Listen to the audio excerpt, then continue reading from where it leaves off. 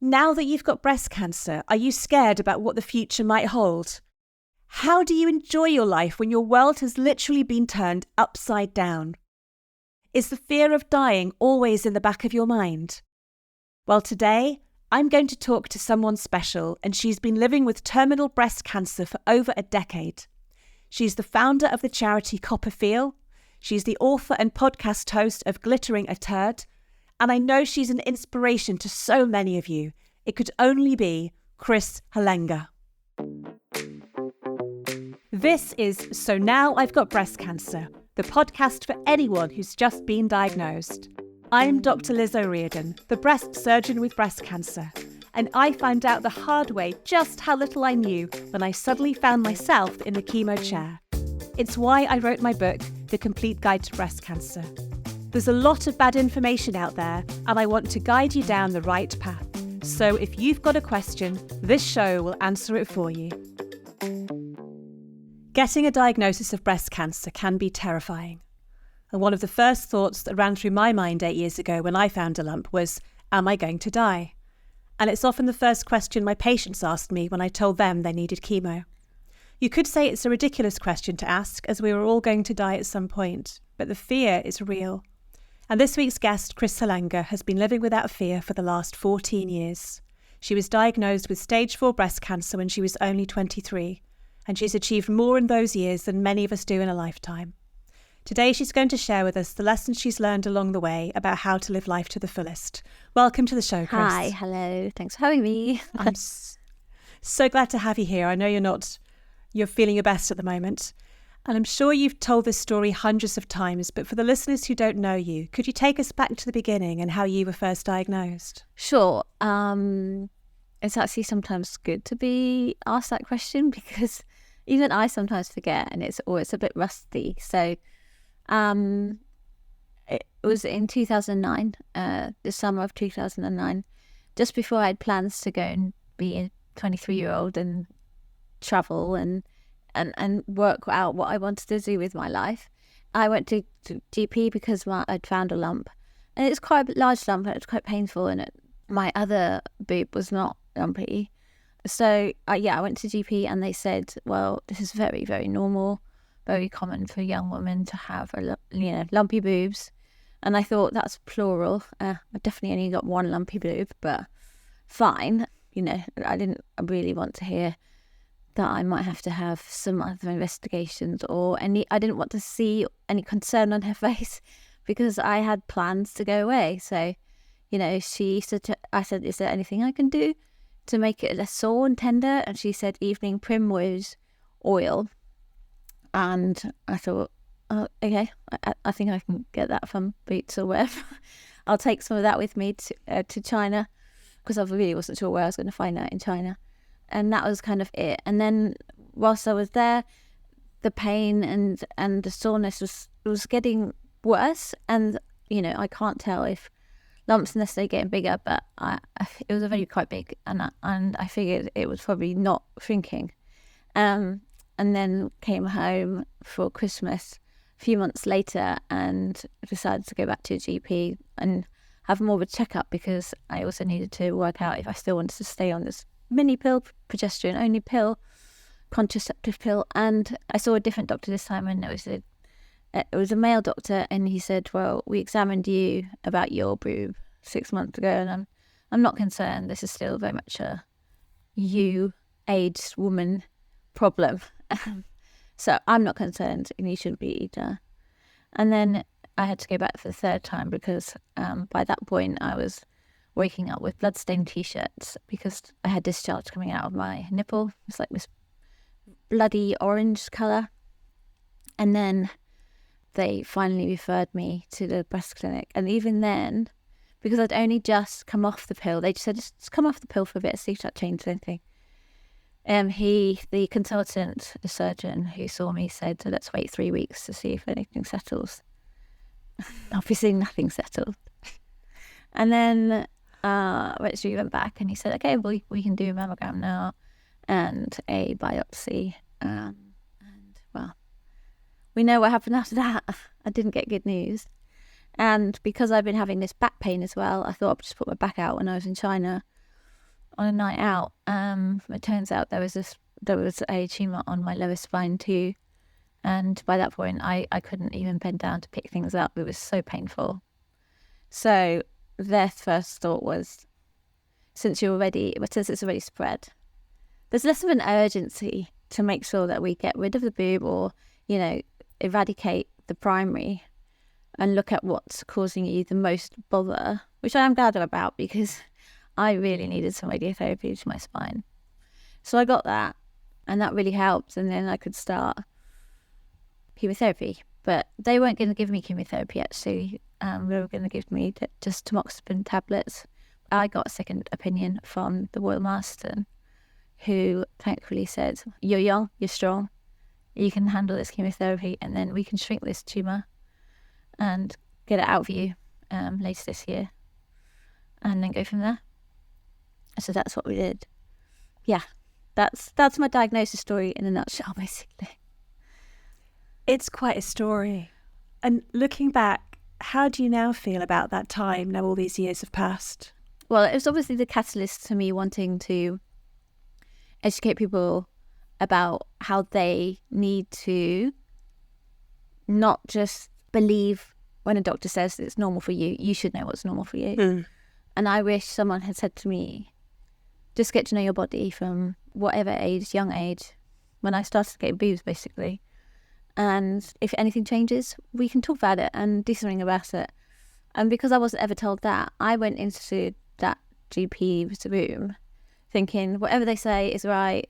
I don't really know my body. I don't know my boobs very well. And if they say it's nothing, great. So I am frustrated and I am angry that nothing was done because they could have easily referred me. Mm. But I've now had this 14 years and I hear it time and time again, Yeah. that people are fobbed off with, you're young, lumpy boobs are normal. And they are in young women. They absolutely are. You know true. that. But, I know. But it doesn't mean that's always the case and that something darker isn't brewing in there. So I think if we all just gave ourselves a better chance to have a better conversation with a doctor, we would stand a better chance of being referred and diagnosed early. So I knew that from the start, and that's why I started Copperfield from the start, because I just thought it doesn't feel right that young people are led to believe this isn't a disease that happens to them and that they don't have any sense of empowerment about going to a GP, about any changes in their boobs. And every person I spoke to at that point said, why would I need to do that? And how do I do that? Yeah. It was such a foreign thing to all of my friends. So I thought, well, I've got a lot of time on my hands. I may as well do something about it. I was going to say, a lot of our listeners might not know what Copperfield is. Can you tell us a bit more about what you started with you and your twin sister and where it's got to now? Sure. So my sister and I, my twin sister Mara and I was having chemotherapy at the time, and I couldn't help but think that what happened to me shouldn't happen to other people. Wouldn't it be better if young people were educated on the signs and symptoms of breast cancer, and that they are given a better chance of an earlier diagnosis if they just know about these things and feel confident to go and speak to someone about the problems if there are anything that they notice that isn't right for them. So, having done a Google search, there is no one targeting young people about this stuff. No. There were charities obviously doing great work in the research realm, the support realm, and educating older people to go to their mammograms, because obviously mammograms don't happen until you're a bit older. And I just thought, this doesn't have to be a serious, scary thing either, because we're talking to people who've got no idea, and we're not necessarily saying you're going to get breast cancer, but if something happens, you're going to be better armed and know what to do.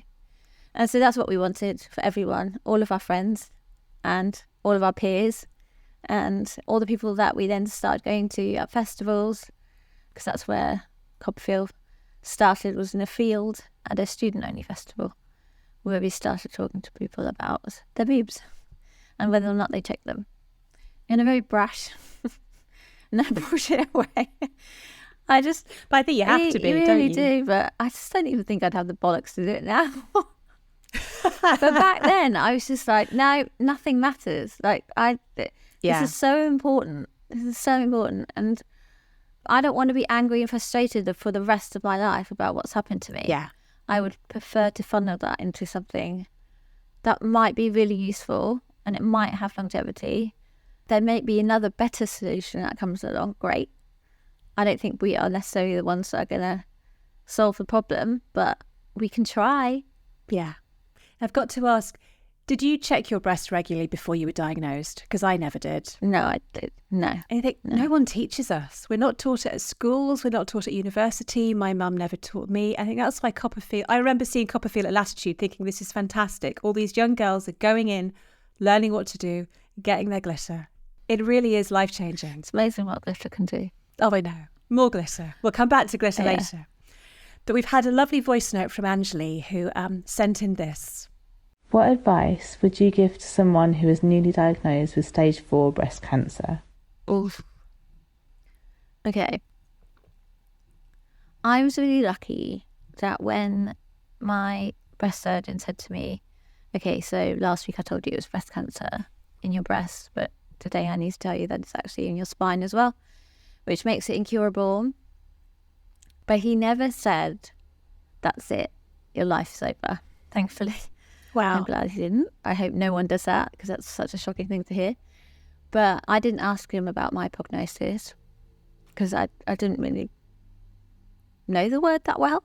And I didn't really want to ask a question that I wouldn't fully understand the answer to. And maybe I was obviously scared to hear something that I didn't want to hear. So all I asked him was, is there anything that I can't do now? And he said, jump out of a plane. Just because your back is crumbly at the moment. So landing would just not be great. And I thought, oh, that's great. Because I wasn't planning on doing that anyway. Phew. And as I'm writing my book, I was so glad, and I don't think I realised this at the time, I only realised it when I was writing the book, is that he left this sort of window of opportunity, or this window of like, anything can happen right now, open. He didn't direct me towards like, this is how you're going to feel. This is the average survival of what's happening to you. He didn't give me any statistics, and I'm so glad he didn't. And also then later on in that day, my friend said to me, you 23, when you got this disease, you already beat the odds. You already beat the statistics. You have every guarantee that that's going to happen again in surviving it. And I'm glad I had a friend like that. So maybe say that to your friend or similar. And another thing that I had to tell myself quite a lot over the years, I guess because of that sense of, well, anything could happen because I got breast cancer at 23, is that everybody else's stories is not your story. Yeah. And hopefully that is reassuring for someone who's just now believes that their life is over, that this is all they're going to think about. The first thing they think about in the morning and the last thing they think about at night, and it's just not true. And if you, as a friend, believe that they are doing that, bring it up.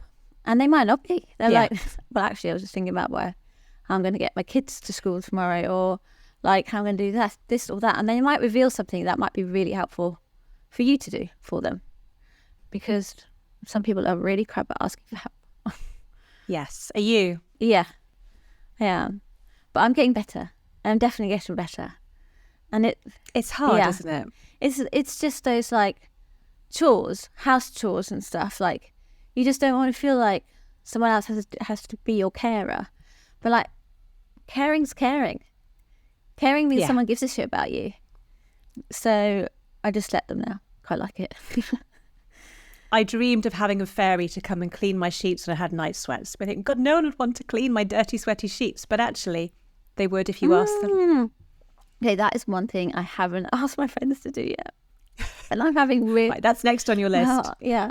I need to ask them ASAP because I'm having really bad night sweats at the moment. if your friends do that, they'll do absolutely anything, won't they? Yeah. Yeah, that's a good one. A lot of people find that cancer comes with black humour, and my friends couldn't believe the things I was coming out with. And given the title of your book, How to Glitter a Turd, was that true for you? Yes. I think Copperfield actually made us become a lot more jovial and lighthearted about something. And that's not because we're not taking cancer seriously. It means that we can break through to an audience who won't necessarily listen to, you must check your breasts. Like it matters how the words that you use. Completely. And I think glittering a turd kind of sums up me in a way. Now, just for our listeners who don't know what a turd is, we might need to explain it. Oh, it's a steaming poo. A poo of a situation that you can accept. You can't do anything about, but you can accept, and then turn it into something brilliant, potentially, which I believe I did with my cancer.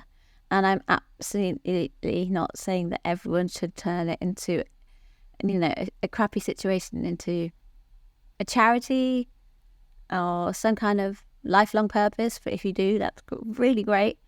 And I'm not saying that suddenly every day should be brilliant and meaningful, but because I also believe in small wins too. Small, beautiful life things.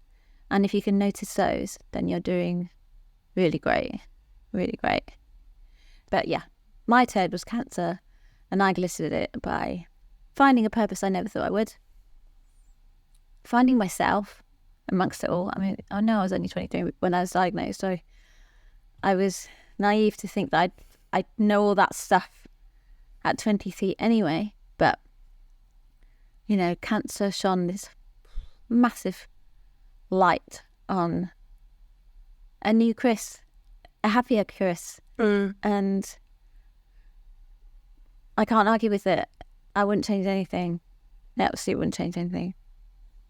And I've read your book, and it gave me so much hope, because I've been there. You think it's the end of the world, and it's odd to say that, like, I am a happier person. I'm a stronger person because of what cancer has taught me. Yeah. Now, I know the turd has grown recently, and a lot of listeners are sending you their love. They want to know, how are you doing physically and emotionally at the moment? Can you share a bit of that with us? Absolutely. So my cancer over the years, kind of to fill in the gap, has spread to my my liver in 2011, and then my brain. My first brain tumour was in 2012. The second brain tumour was in 2014. And then in 2018, I got a real smattering of brain tumours, which I thankfully managed to get treated with really targeted radiotherapy to my brain called Gamma Knife, with a brilliant team in London at UCLH who believed in quality of life and really wanted to make sure I had that for as long as possible. And over the years, my cancer has progressed in the liver. It then spread to my peritoneum, and it had also gone to an adrenal gland, and I had to have a whole adrenal gland removed. And that's when it discovered that cancer had done something really clever and flipped from being hormone sensitive to triple negative, which Sneaky bugger. But it likes to find new mutations, but it seems to move like a bit of a slug. Because given that I'm still here 14 years later, it's not the smartest cancer that you could ever find, because it would have outsmarted every single drug very quickly.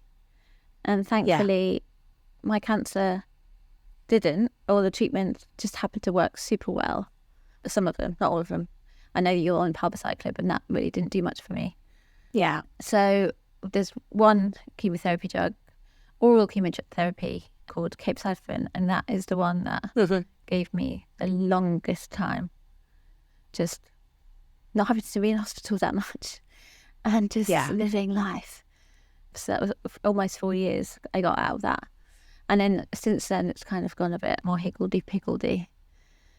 So I think my body is definitely starting to notice all these drugs that I've had over the years. And recently I got admitted to hospital with a neutropenic sepsis, which meant that my bloods were just not happy at all after the last round of chemotherapy. They bottomed out on literally almost everything, which meant I had to have two blood transfusions and a lot of antibiotics, like hardcore antibiotics. Yeah. And not just one type, because one type wasn't enough. They then had to move on to another one. I ended up being there almost 2 weeks. And thankfully, on the very last day, I said I'd really like to leave with some chemotherapy in my body. Because I was so scared that all that time, I wasn't having chemotherapy. Yeah. The cancer was just going, okay. Yep. Her body is in a perfect condition right now to take over. Let's go. Yeah. And luckily, the drugs did work for me, and I could, on the last day, I also felt energetic again. I didn't feel like I just wanted to crawl everywhere. Yeah. I was given a low dose of chemotherapy, and then I could leave the hospital. So I'm really glad about that. So I'm on a chemotherapy called Eribulin at the moment, which I started maybe end of July. Yep. And I'm going to have a scan to see if it's done anything for my liver at the end of October, maybe early November. And I'm trying not to think about it till then. But in that time too, just after I had my funeral, which I guess we're going to talk about in a minute. Yeah, we're going to come to that later, definitely. I found out that I had multiple brain tumours, and that there was no longer the option to have them treated individually, so tactically in London. And my team there said, this is a whole brain radiotherapy situation now, where we treat the whole brain, the healthy bits too, but it means we get every single bugger that's in there. And you don't have to come to London for that. You can actually have that in Cornwall now. And I thought, I'm just going to check that they definitely have the best machines down here as well as in London. Yes. But they did. It's the same treatment. And the people that did it, the girls that looked after me for every single day of me being in there, were just magical. They made the whole situation so much better. So I had to go in for 10 days and have treatment to my brain. And it felt like someone was setting my brain on fire. The after effects was quite something for quite some time. And that's now thankfully calmed down. It's a hell of a lot to go through. I think it's led a lot of my listeners to ask, how do you get the strength every day to wake up and live and to stay positive? When I was in hospital, it was really hard because I hated it. I was starting to morph out of my own me. That everything felt like such an energy drain. That I was even in bed all day, like that's not me. But I would go take myself a walk every single day to the maternity ward and stand outside the building and listen out for babies crying or mothers wailing. And every day I'd always have a friend with me in case I stumble because my legs were so weak. They still are at the moment, actually. But I just kept telling myself, it's not about what you can't do, it's about what you can do. It's not about what you can't do, it's about what you can do. And here I am, out in the fresh air. I can see trees, I can see green stuff. Not much, but hey-ho. And I can laugh with my friend still. So that's what I did, even when I was feeling really low. And now, not every day is easy. Not every day I jump out of bed and think, yay, another day that I'm not dead. Because I don't think that's sustainable, you know. I still have to go do the shopping and get some stuff into my fridge and into my belly. I still have to pay the TV license. You know, life goes on, and I'm kind of glad about that. The fact that life goes on is really reassuring for me because of what happens to me after I die. I want to see that life goes on. I want to see my friends succeeding in something or having a great holiday with their family. I want to see all that because that leaves me thinking, after I go, life goes on. So sometimes I do wobble, and recently I had a wobble where I just thought, cancer involves so much admin, I just can't do this alone. And because my brain is fried, literally fried, I'm worried that it can't all stay up there. Like what drugs I'm taking, who I'm reaching out to in terms of my team, like my integrative doctor team, booking blood tests, getting repeat prescriptions for stuff. I was like, this is so much. And I have the best, most wonderful twin sister called Maren. But she is a 3-year-old. She's married. She's got all this shit going on. I can't rely on her to do absolutely everything for me. And so I just thought, there's got to be people in this world, this sphere that I'm in the palliative care world, who could help me with this. And it's so weird. On the day that I really struggled, an email plopped into my email inbox from the person that kind of oversees the Southwest in terms of like at-home care, and not just cancer care, but all kinds of care. And because I've been helping them out with some end-of-life stuff that I got interested in after doing a doula course a couple of years ago. And she just popped in my inbox going, how are you doing? And I was like, it's like you knew. It's like you knew that I needed to ask you who I can speak to down here, who is the best and gets me. I don't want any horrible little platitudes about how well I'm doing and how inspirational I am for not being dead and things like that. I don't need that. I just need almost like a pal who's just like, oh, you need that drug? I'll call the GP for you. Yeah. Maybe if you knew your PIP payment thing or your blue badge, I'll do that for you. Like, so good. I was like, you got paid to do that? That's so good. But not just that. The day I went into the hospital, Maren could call her and say, Chris is just not herself. And she's like, I've only met your sister twice. But the fact that she's still in bed by midday doesn't sound like her. I'm going to call the hospital now. I'm going to call the cancer ward now, the chemo ward, and talk about your symptoms. Yeah. And the fact that you've got a bit of a temperature. And then I'll listen to what they say. And then we'll go with from there. And they said, come in immediately. And that's when I was admitted. Yeah. But I'm so glad that she did, because we've never been in that situation before. We didn't know what to do. Yeah. In 14 years, I've never been admitted with an infection. Really? Yeah. It's scary when it happens. Yeah. When I went in, I didn't pack a bag because, again, I'm not going to get an infection during chemo. I'll be fine. Yeah. And then your brain is fried and your husband doesn't know which pants you want to take in or where the phone charger is. It's like, oh my God, where do I go? Yeah. Oh, I'm glad you're feeling a bit better now. I am so much.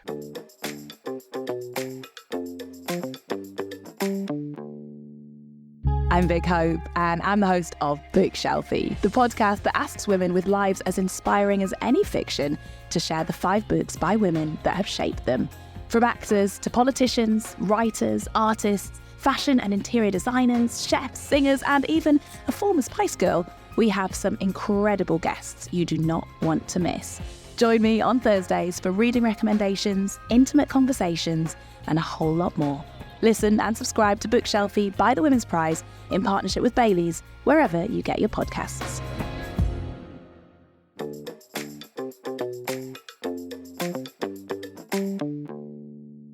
Now, another listener asked us, how do you calm yourself down when anxiety hits?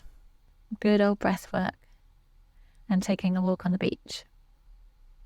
So do you swim in the sea as well? Yeah. Not every day. I'm not one of those goddesses who goes in the cold water every single day. I'm not one of those, but I did go in this morning though. Yeah, I have big expanses to stare at. I'm so lucky down here in Cornwall to be able to do that. When I was waiting for my recent brain scan results to hear whether or not the whole brainwave therapy worked, all the days preceding I was fine, and then the morning of, I knew that they were going to call me at 3. I was literally catatonic. I couldn't do anything. Yeah. But I just thought to myself, this is half a day of worry. Tomorrow will be better. It's got to be. The thing with me is, like, as soon as I hear if it's bad news, they usually follow up with a plan. And if I have a plan, I'm okay. But if I don't know, if there's this big fat unknown and my brain is going in all directions that I shouldn't do, then it's a real tricky thing. So as soon as I have it out with someone, I'm okay. But until that moment and all that morning, I was just like, nothing helped. But I have a wonderful friend called Sophie True who had cancer as well a few years ago, and she's trained in breathwork now, and she's recorded some special breathwork sessions, and she sent them to me when I was in hospital, and they were so good. Just to be able to breathe. Tell yourself to breathe. Remind yourself to breathe. A big old breath is so great. And obviously, for me, it was even scary in hospital because I had a lung infection, and I thought, breathing's really hard. Breathing's really scary. I hate that it doesn't feel as easy as it used to. And now you're making me notice it even more by making me breathe. Yes. But I think it did expand how much air I could get in there too. So I think do whatever you need to do. Yeah. If it's loll on the sofa all morning until you get some kind of results, or if you can. I mean, I say that. I have the luxury of doing that. Some people don't. No. Or distract yourself with people. So the weekend before that phone call, I was with friends, going in the sea, eating brunch and laughing a lot. And if you can surround yourself with that, things are going to feel lighter. And if you want to share your fears with them, do that. They probably don't know what you're going through. Yeah. Because how could they really understand? Yeah. But I don't know. Let them try. Let them try to understand. Yeah. Yeah, I do get asked that a lot about coping mechanisms. And it really is what works for you. It is. And sometimes nothing works. You just have to get through that day. I know. But I think I like what you said about telling your friends. I'm very good at making the decision that they won't understand and not giving them that chance. And maybe opening up will actually help. Yeah. But now I want to come to the real elephant in the room for most people with cancer, and that's dying. My husband was in denial when mine came back, and he refused to accept that I might die before him. And it was a relief when we finally did our wills and our lasting powers of attorney. And seeing Mum die last Christmas was tough, and I wished she could have been at her funeral to feel all the love from her friends and family who she hadn't seen in years. Now you've decided to do something about that. Can you tell us what you've done? Yes. So I've been to my fair share of funerals in this time that I've had breast cancer. Yeah. And far too many of young women. And it was the last one I'd been to for my friend Sarah. And it was so her. It was so perfectly her. There was a disco. We all had to do shots of pina coladas and vow that we'd never forget her. And we had to say it out loud. And she had 10, Sarah commandments for things that we had to do after she dies that she'd written up, and it was printed out. Her casket had been painted with her pets, like guinea pigs and her dog. Oh. And all these beautiful things that her friends had done that she wouldn't have got to see. She wouldn't have been able to observe the room. But I hope she felt it wherever she was. That she was so loved and had so much fun in her life and such fun people in her life who just made her shine. So I felt so happy that she had such a great send-off, but also so sad that she hadn't been there. And every single person was like, Sarah would have loved this. Sarah would have loved this. Sarah would have loved this. And I thought, I don't think I can handle one more person telling me that, because I know. And so I had that firmly stuck in my mind. And I had done a death doula course online with an American university. Not because I thought I wanted to help people with their transitions or whatever at the end of life. It's just because I wanted to understand. I like to understand stuff before I experience it. So I wanted to understand end of life more and death and how people were helping guide people through that stuff. And again, that made me think, are we only ever going to talk about my death once I'm dead? Because I don't think that's healthy. And what I kept learning is the sooner you engage with your end of life, and also another great fact is the sooner you engage with palliative care, the longer you actually survive. Because they're teaching you not how to die necessarily, they're teaching you how to live. They're trying to help you with your quality of life. And if they could tweak that and make it better, obviously you're going to live longer. Makes so much sense. They're not here to go, right, let's get your deathbed ready. Hook the drugs Yeah. up, off we go. Yeah. It's not what they're there No, for, is that's it? not what they're there for. Certainly not mine. I won't let her be. So I also did a mushroom trip. I'm a big believer in psilocybin and the research that they're doing in end-of-life care and helping people with eating disorders, PTSD, all these amazing things. A friend works in that kind of research field. And I'd already done a mushroom trip, and then I wasn't expecting that the next one I do would be me planning my entire funeral in 4 hours in my head. Wow. It was exhausting. And when I sort of came round from it, and it was a beautiful feeling, I just had to write it all down. I was like, okay, so apparently Dawn French has to be there, and I'm going to suspend my cap from the ceiling, and all these things.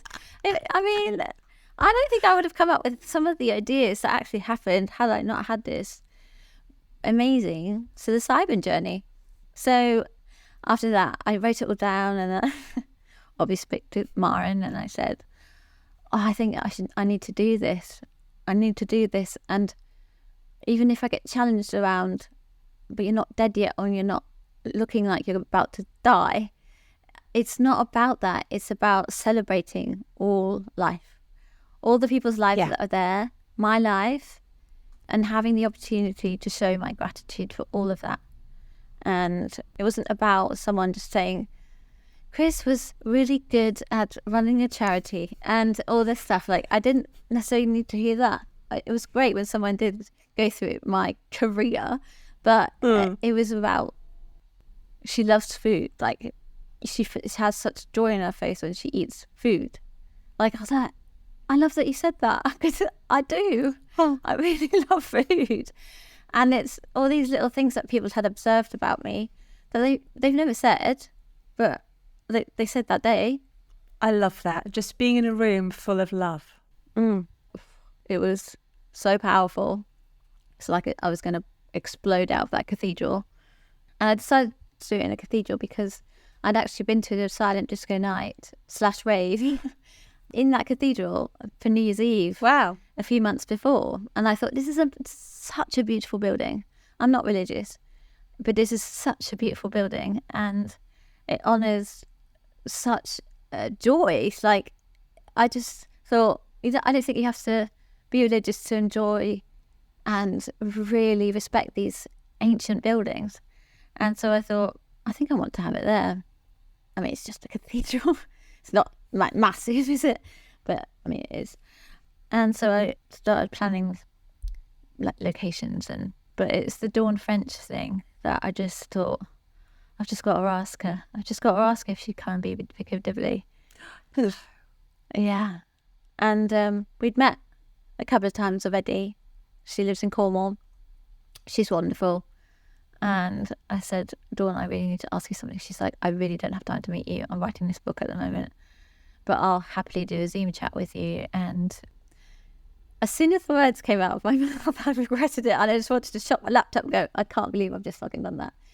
I just sort of like, you know, that emoji with the teeth? Like, that's how I was the whole time before she answered. I said, I'm organising my own living funeral, and I'd love you to be there as the Vicar of Dibley to do a skit. This is not you talking about my eulogy, because I have friends who are going to do that who actually really, really know me. And I'd hate to ask that of you because, you don't. And that would just be weird. But come and do a skit, lighten the mood. And she's like, you know, it's like illegal for me to pretend to actually be a vicar. I said, no, I don't need you to do a service. Absolutely not. I just need you to come and be funny and silly so that we all know that this is not a deadly serious, or this doesn't have to be, we don't have to be drowned in sadness today. We can be like soaked in joy. And so she was like, fuck it, I'll do it. And I was like, I couldn't breathe. I cried. I just couldn't believe it. And she probably came off of that going, oh, what have I done? What have I done? Because she gets asked to do, come as Vicar of Dibley stuff all the time. And it was one magical element of that day. It wasn't just Dawn, and she knows it. And there were so many magical moments that day. And I just felt so lucky and so exhausted, having organised this thing for like 2 months. Yeah. It was incredible. And I worked alongside Legacy of Lives, who helped me basically fund it. And I didn't want to do it with a brand that I might have worked with before, because I wanted to shine a light on a really important cause. Yeah. And Legacy of Lives help you understand the importance of talking about funerals now. So there's no confusion. There's no family arguments when you die that obviously you wouldn't know about, but it happened to her family, and that's what made her create Legacy of Lives. And even more importantly, understand the cost of funerals, and that you don't have to go with the first quote that you get. And their website is super smart. You put in all your wishes, and they help you see what's the cheapest on your high street, what might be the cheapest sort of national, like co-op or whatever, and help you go down that route, because you don't have to just go to the first foosty looking funeral directors on the high street with dead flowers in the window. You can actually just do it online, or you can, there's no rules to it really. People think they have to be happening really, really fast. And it has to involve a hearse. People have to be driven around in these awful cars.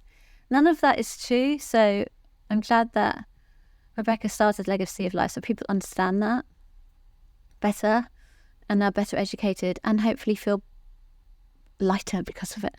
Yeah. So that was so great working with them. Yeah, it was brilliant. And, you know, it's been 3-4 months now since the funeral. And yeah, it's so funny just thinking about some of the things that people have said in speeches on the day. And I think I'm still processing it, to be honest. Yeah. And living it still. So, yeah. I've been to one living wake, and it was really weird.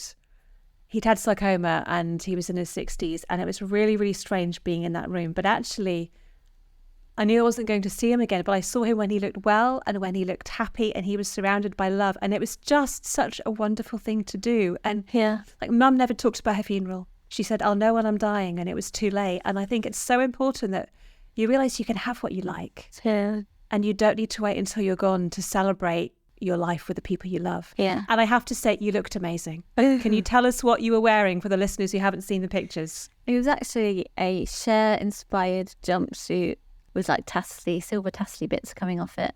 And then my lovely friend Kay, who also did my eulogy, basically decorated a glittery jacket for me with the colours of the funeral, which are pink and lime green. No, not purple and lime green.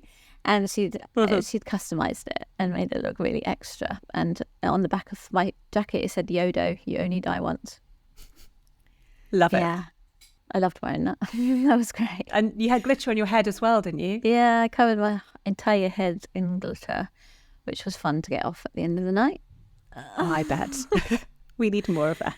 Yeah. But I also meant to mention that my oncologist was there. And oh, how lovely. Yeah.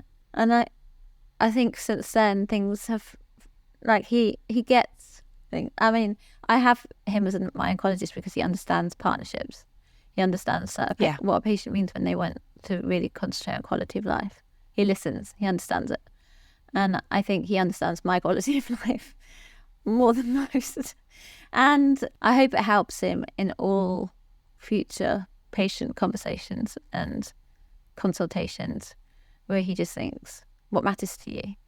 I want him to ask that question, what matters to you?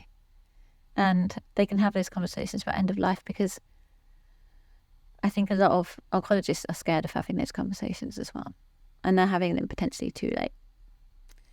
I was, as a doctor. Yeah. You don't want to tell someone that they're dying, they're running out of options, so you avoid it. And I think we don't see what happens when someone leaves our clinic room. And for him to see what your life has been like, despite living with metastatic cancer, it's really going to make a difference. Yeah. And for people listening, I think it is all about what matters to you. And you can say yes and you can say no to treatments, but you've got to put your life first.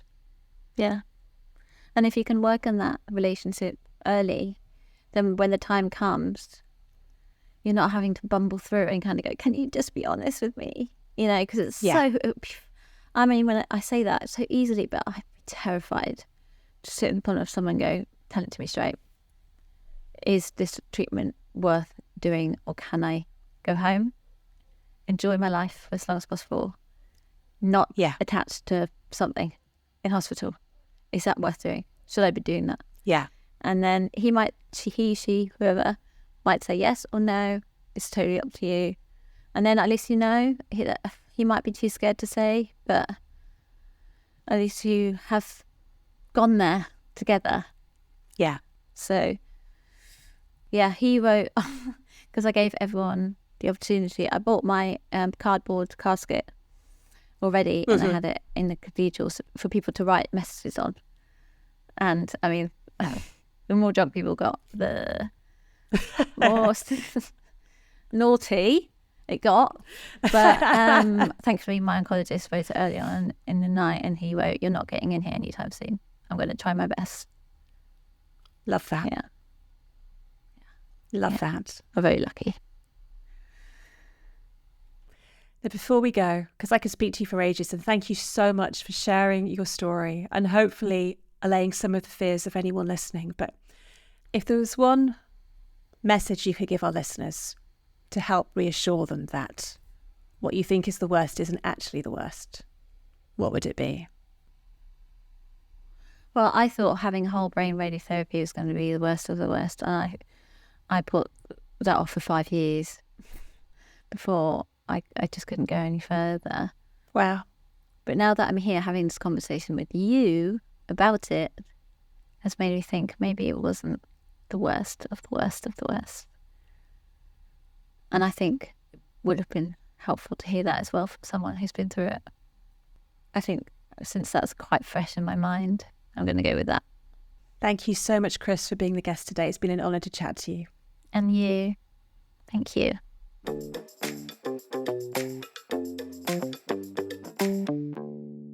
That was the incredible Chris Halenga, founder of Copperfield. And I don't know about you, but my brain is buzzing with ideas after listening to her speak. I want a living funeral and to celebrate my life with the people I love whilst I'm still alive. I'd love to know if you've been to one, or would you want one yourself? I think my takeaway for this week is that we all need to be more Chris and live life to the fullest. It's not about what we can't do, it's about what we can do. And she's shown us that even a stage 4 diagnosis doesn't mean you have to stop having fun. And now it's time for the final poem of this season with our podcast poet, the wonderful Donna Ashworth. I really hope that she's brought you joy over the last few weeks. Over to Donna. I looked back. I looked back and saw beaches, sunsets, glasses clinking together, teeth shining in the light. I looked back and saw tables filled with food, bread broken in togetherness, hearts sharing tears, and so much laughter. I looked back and saw risks taken, hands squeezed, lessons learned, love flourishing. I looked back and saw tough times faced, problems shared, and triumphs hard won. I looked back and I didn't see my failures, my flaws, or my not being enoughness. I didn't see wrinkles, cellulite, or numbers on scales. I didn't see cars, possessions, or money made. I looked back and I saw a life filled to the full, lived to the full. And full includes the sadness, the loss, the living. Look back sometimes, my friends, if you can. It will remind you what is important, or perhaps, more importantly, what is not.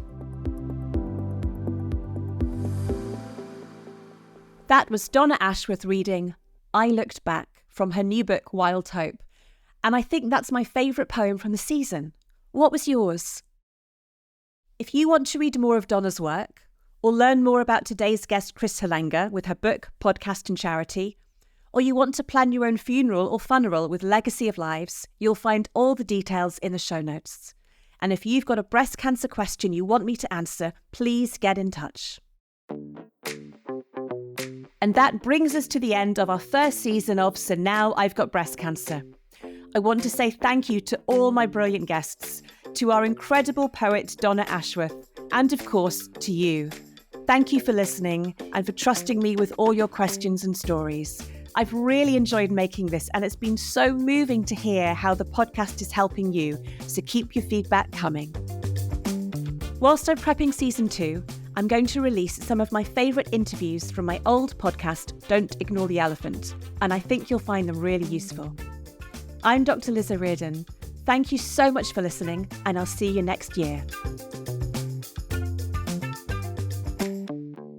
So Now I've Got Breast Cancer is produced by Birdline Media.